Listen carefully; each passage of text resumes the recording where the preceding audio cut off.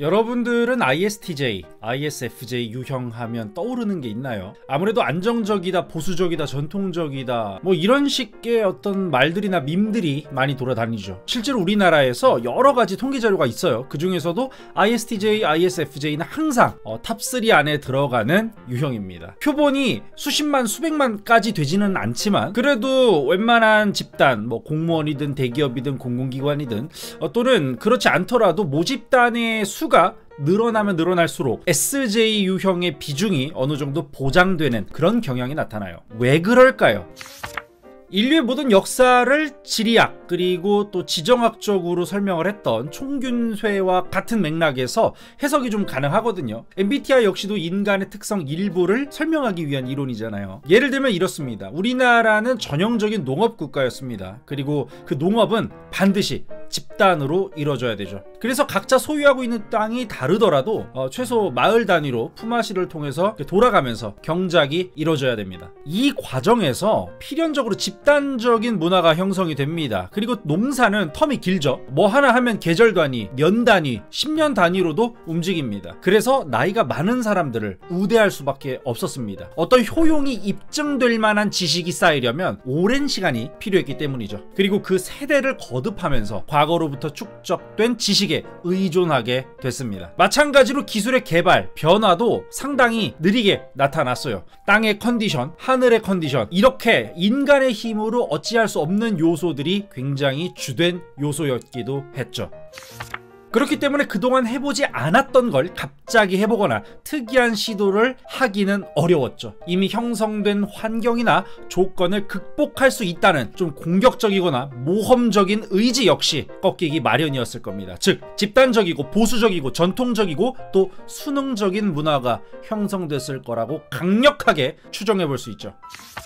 농업에서 땅과 노동력은 굉장히 중요합니다. 그러나 한반도는 경작지가 그리 많지는 않았죠. 그리고 인구가 그리 적은 편도 아니었습니다. 16세기부터 19세기 사이의 조선 인구에 대한 추정 데이터들만 봐도 전 세계에서 최소 20위, 최대 9위까지의 지표가 나타납니다. 그만큼 인구도 많았다는 거죠. 그러니 기존의 환경과 집단이 마음에 들지 않는다고 해서 막말로 어디 도망가거나 떠날 것도 마땅치 않았던 거죠. 삼면이 바다로 다 둘러싸여 있는 반도, 북쪽에는 거친 오랑캐들이 잔뜩 버티고 있었죠. 경작은 더 어려운 공간이었고요. 전 세계에서 가장 큰 국가였던 중국이 옆에서 승모랑 광백은 힘주고 이렇게 서 있었죠. 배 타고 나가면 말 통하는 사람도 없고, 일본은 애초에 외부인이 정착하기에는 목숨을 걸어야 할 정도로 좀 배타적이고 전투적인 그런 공간이었기 때문이죠. 그래서 인구수와 성장 잠재력에 비해서 우리 한반도 조상들은 인구 이동이 비교적 적게 나타났습니다. 이런 환경에서 성리학까지 전파가 되면서 나이, 서열 문화가 크게 발달했죠. 나이는 그 마을에서 태어난 순서대로 서열이 발생하게 되는 문화입니다. 어릴 때부터 집단적으로 노동을 하고 인구 이동이 잦지는 않은 환경이다 보니 이러한 서열은 죽을 때까지 유지됐습니다. 또 이러한 나이 서열 문화는 사실 그때 당시 환경에서는 굉장히 효과적이었고 또 효율적으로 자리 잡았죠. 우리나라와 비슷하게 ISTJ, ISFJ 유형이 많이 나타나는 문화권은 일본도 그렇습니다. 일본 역시도 우리나라와 비슷한 면이 있죠. 실제로 각 국가끼리 얼마나 많이 닮았냐라는 통계에서 우리나라와 전 세계에서 가장 많이 닮은 나라는 일본입니다. 그리고 일본과 가장 많이 닮은 나라는 대만에 이어 우리나라가 2위를 기록했죠. 특유의 문화로 인해서 태어남과 동시에 우리 가문에 정해진 딱 그 기능을 내가 물려받아서 죽을 때까지 해야만 했습니다. 내가 갑자기 다른 마을로 이사를 가면 그 마을에서 동일한 업종으로 일하던 구성원과 충돌이 발생하기 때문에 보통 그런 경우에는 사무라이들에 의해서 통제를 당하는 경우가 일수였죠. 그래서 항상 집단과 이 시스템 안에서 지정된 자신의 기능을 그대로 유지하는 문화가 발달했고, 이것은 역시 과거로부터 이어져 온 전통적인 질서에 순응하는 문화, 매뉴얼대로 생각하고 말하고 행동해야만 한다는 문화를 낳았습니다.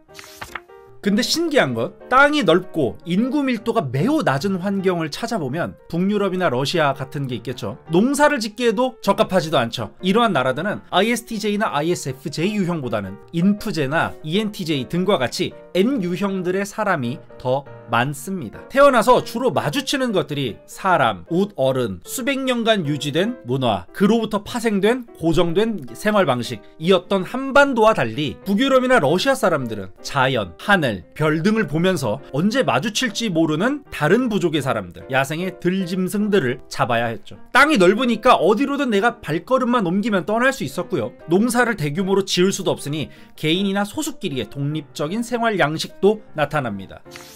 MBTI는 사람의 심리적 선호도를 보여주고요. 사람은 사회, 문화, 역사의 영향을 받죠. 그리고 사회, 문화, 역사는 생존과 번영을 결정짓는 가장 강력한 요소인 지리적 요건과 지정학적 요건을 반영할 수밖에 없습니다. 그래서 넌 S니까 이래, 넌 N이니까 이래 라는 표현도 충분히 우리가 가볍게 해볼 수는 있지만 사실 엄밀히 따지고 보면 여러분들의 MBTI는 이 땅, 이 환경 위에서 쌓아 올려진 그동안 누적되어 온 문화를 반영한 결과에 가깝다고 볼 수도 있는 겁니다. 그치만 지금 2023년을 살고 있고 내가 농사를 짓고 사는 것도 아니고 맨날 보던 사람만 보면서 동네 마을 사람들이랑 형동생하면서 지낼 것도 아니고 굉장히 빠른 변화 속도 속에 살고 있지 않습니까? 거의 혁명 수준이죠. 그렇기 때문에 이제는 한국과 일본처럼 맨날 가장 효율적인 루트, 검증된 테크트리, 확실한 매뉴얼, 그 트렌드, 이런 틀을 벗어나는 것을 비판하고 두려워하기보단 내가 원하는 대로 또 하고 싶은 대로 과감하고 용감하게 뛰어나가 봐야 하지 않을까 싶습니다. 이건 S든 N이든 그런 것과 상관이 없어요. 생존을 해야 되는 거니까요. 여러분, 200년 전만 해도 축적된 데이터가 큰 도움이 됐습니다. 그것대로만 살면 탈날 일이 없었어요. 하지만 이젠 선조들의 데이터만 믿다가는 큰 코 다칠 수도 있는 세상이 됐습니다. 같은 맥락에서 제가 심리 분석을 공부하고 검사를 개발하는 이유는 제가 하고 싶고 또 그걸로 제가 구현하고 싶은 가치가 있기 때문에 그냥 그렇게 하는 것 뿐입니다. 여러분들도 저처럼 그냥 하고 싶으면 하시고 열심히 하시고 주변에 나눠도 보시고 그렇게 걸어나가 보시면 될 것 같아요. MBTI와 인간에 대한 제 통찰이었습니다.